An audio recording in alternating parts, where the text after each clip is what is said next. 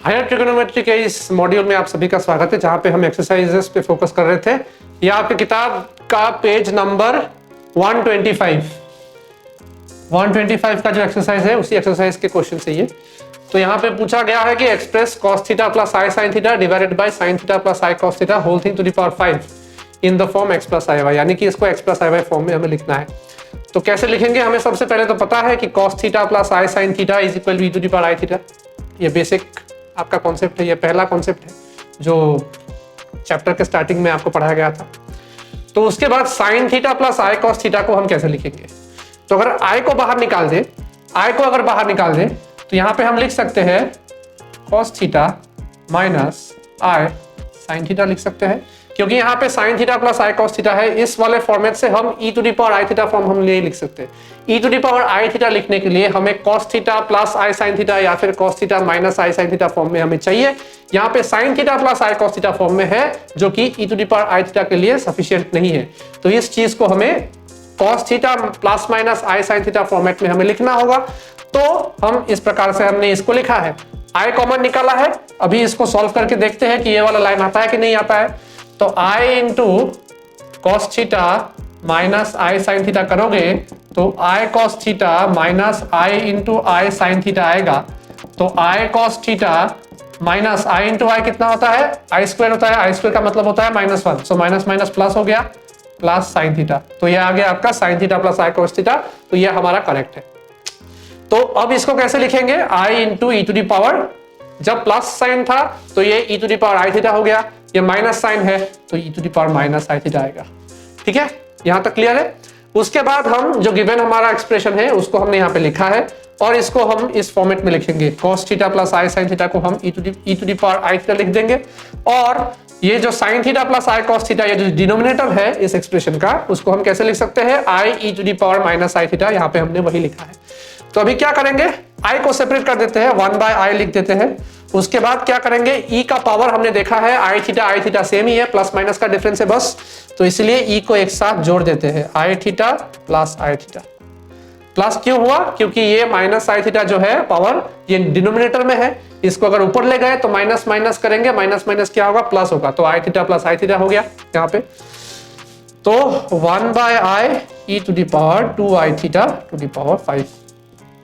1/i की value सभी को पता है, माइनस आई होता है, तो minus i e to the power 2i theta whole to the power 5। ठीक है, अभी इसको अगर हम फिर एक बार इसको सॉल्व करने के लिए गए तो कितना होगा, minus i to the power 5 करेंगे तो माइनस आई ही आएगा। उसके बाद e to the power 2i theta into 5 करना होगा, तो कितना आएगा, 10i थीटा। तो minus i e to the power 10i theta कितना होगा, cos 10 theta plus i sine 10 theta. तो इसका आंसर कितना आएगा हमारे पास, माइनस आई को इसके साथ मल्टीप्लाई कर दो, कितना हो गया, माइनस आई cos 10 थीटा। यहाँ पे माइनस प्लस है, माइनस आएगा, आई इंटू आई साइन 10 थीटा।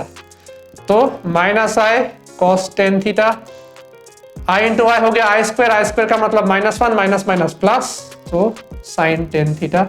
तो इसका आंसर हमारा पास आया साइन 10 थीटा माइनस आई cos 10 थीटा।